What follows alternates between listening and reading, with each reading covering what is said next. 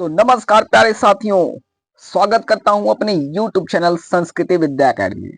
साथियों, आज फिर से मैं हाजिर हूं आपके सामने एक नए टॉपिक के साथ, जिसका नाम है अनेकार्थी शब्द। ये भी हिंदी ग्रामर में काफी महत्वपूर्ण है और बहुत ही इंपॉर्टेंट है। तो चलिए आज हम करते हैं अनेकार्थी शब्द को खल्लास और आपको इसको समझा कर रहेंगे। तो प्यारे बच्चों, अगर आपने अभी तक हमारे चैनल को सब्सक्राइब नहीं किया है तो प्लीज चैनल को एक बार सब्सक्राइब कर लीजिए और अपने दोस्तों के साथ शेयर कर दीजिए, और इंस्टाग्राम से जुड़ना है तो आप जुड़ सकते हैं।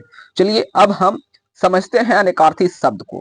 प्यारे बच्चों, जैसे हमने पर्यायवाची शब्द को पढ़ाया था वैसे ही आपको अनेकार्थी शब्दों को पढ़ाएंगे, है ना।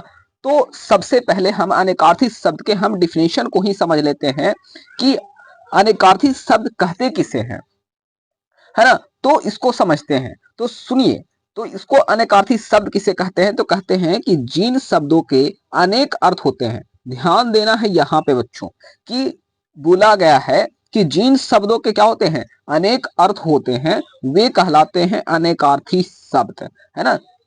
ध्यान से समझिए, पर्यायवाची शब्द क्या करता है कि समान अर्थ बताता है, पर यहाँ पे बताया गया है कि अनेकार्थी शब्द में अनेक अर्थ बताता है ना। ऐसे शब्द होते हैं जिसका अनेक अर्थ होता है, उसको हम अनेकार्थी शब्द कहते हैं। अभी नहीं समझ में आया तो यहाँ एग्जाम्पल से समझिए। जैसे अगर हम बोले बाल, तो बाल बाल को हम बालक को भी बोलेंगे बाल, जैसे बाल गोपाल बोलते हैं तो बाल गोपाल कहने का मतलब होता है बालक, है ना। उसी तरीके से अगर बाल बोले तो आप बोलेंगे केस, है ना। केस भी बोलते हैं कि केस भी होता है बाल मतलब, तो एक अर्थ में क्या होता है उसको हम केस बोलते हैं। उसी प्रकार से अगर हम बोले बाल फिर बोले गेहूं, तो गेहूं का भी एगो बाल होता है, बाजरे की बाल। इसी प्रकार से क्या है, बाल के हम अनेक अर्थों में इसका क्या करते हैं, यूज करते हैं। तो अब आप कमेंट करके हमको बताएंगे कि अनेकार्थी शब्द और पर्यायवाची शब्द में क्या अंतर होता है। दोनों को आप अंतर करके हमें कमेंट जरूर कीजिए कि अनेकार्थी शब्द और पर्यायवाची शब्द में क्या अंतर है।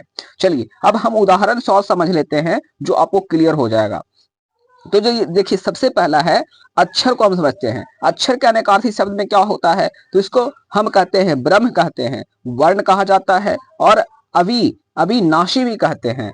और जो जो परिवर्तनशील ना हो उसे भी हम कहते हैं अक्षर, है ना। शब्द को भी हम क्या कहते हैं, अक्षर कहते हैं। तो ये क्या, अक्षर के अनेकार्थी शब्द हो गए। उसी प्रकार से अर्थ है बच्चों। अर्थ के अनेकार्थी शब्द क्या होता है, तो अर्थ में एक होता है कारण, धन, प्रयोजन, मतलब और व्याख्या, है ना। तो इसको अगर व्याख्या बोलेंगे तो अर्थ भी बोलेंगे। इसका अनेकार्थी शब्द में क्या होगा, इसका अनेक अर्थ होता है ना। इसके अर्थ को हम अनेक अर्थ में बदल दिए। जैसे अर्थ का हम व्याख्या भी बोल सकते हैं कि व्याख्या मतलब अर्थ, है ना। व्याख्या करने का मतलब एक अर्थ भी होता है ना। तो ये इसका मतलब हो गया, मतलब अर्थ, ठीक है। अब उसी प्रकार से तीसरा समझिए, अंग है। तो अंग कहने का मतलब एक होता है, अंग मतलब देह, उपाय, है ना, भाग, गौण, वस्तु। तो ये सब याद करने वाली चीज है, इसको आपको याद कर लेंगे तो आपको समझ में आ जाएगी। और ठीक है, उसी प्रकार से अंक है। तो अंक हो गया एक तरीके से संख्या। गोद, नाटक का भाग, है ना, नाटक का भाग को भी हम बोलते हैं अंक, ठीक है। तो ये हो गया इसके अनेकार्थी। उसी तरीके से उसी प्रकार से अबर है। अबर को आकाश, वस्त्र, एक सुगंधित द्रव या कपास भी बोला जाता है। अनंत को आकाश, अविनाशी, विष्णु और शेषनाग भी बोलते हैं। आगे है कर। कर को हम हाथ, किरण, सूर, मालगुजारी या टैक्स जिसको बोलते हैं उसी को बोलते हैं कर, है ना। कर में बोलते हैं ना, कर जो हम टैक्स देते हैं उसको कर भी बोला जाता है, ठीक है। किरण, सूर ये सब होते हैं इसके अनेकार्थी शब्द। कला, कला का अनेकार्थी शब्द क्या होता है, तो इसका होता है गुण, हुनर, अंश, चंद्रमंडल का 16वां भाग, इसको हम कला बोलते हैं। उसी प्रकार से नौवा जो है गुण है, कौशल, शील, रस्सी, स्वभाव और धनुष की डोरी, है ना। ये सब क्या हो गए, गुण के अनेकार्थी शब्द है। उसी प्रकार से धन के क्या है अनेकार्थी शब्द, तो होगा बालक, घना, भारी, हथौड़ा और घंटा। ये क्या हो गया, घन के इसके अनेकार्थी शब्द है। आगे है बच्चों ईश्वर। तो ईश्वर के क्या अनेकार्थी शब्द हैं, ईश्वर के बोलते हैं स्वामी, भगवान और अमीर, है ना, अमीर। तो ये इसके अनेकार्थी शब्द हो गए ईश्वर के, ठीक है। घर का अनेकार्थी शब्द क्या होता है, तो मकान बोलते हैं, बैठने का स्थान, कमरा और कार्यालय। तो ये घर के अनेकार्थी हो गए। और देखिए जीवन, जीवन के जल, प्राण, पुत्र, वायु और जिंदगी। तो ये क्या हो गया, जीवन के हो गए अनेकार्थी। दान के देखिए, दान के होता है समूह, सेना, पत्ता, हिस्सा, पक्ष और भाग। ठीक है, तो ये दान के हो गए, दन।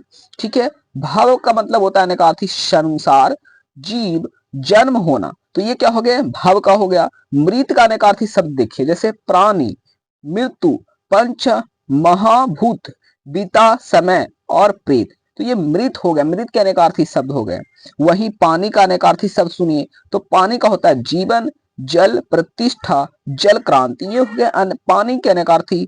यम का जो होता है ससनी, दमन, यमराज और मृत्यु। और 19 हो गया योग का, योग का जोड़, युक्ति, उपाय और ध्यान बोलते हैं योग का, है ना। योग बोले यानी ध्यान, उपाय, युक्ति, जोड़। तो ये सब क्या हो गया, योग का पर्यायवाची हो गया। उसी प्रकार से रक्त को हम खून भी बोलते हैं, सुन, सिंदूर, लाल चंदन, लाल तांबा। तो ये क्या होता है, रक्त के अनेकार्थी शब्द हो गए। तो प्यारे बच्चों, ये थे 20 सबसे महत्वपूर्ण अनेकार्थी शब्द। आई होप आपको अनेकार्थी शब्द भी समझ आ गई होगी। तो अगर आपको ये वीडियो समझ आया है तो प्लीज हमारे चैनल को सब्सक्राइब कीजिए और लाइक और शेयर जरूर कीजिए। वीडियो को अंत तक देखने के लिए बहुत बहुत धन्यवाद। फिर मिलते हैं नए वीडियो में एक नए टॉपिक के साथ। Bye bye.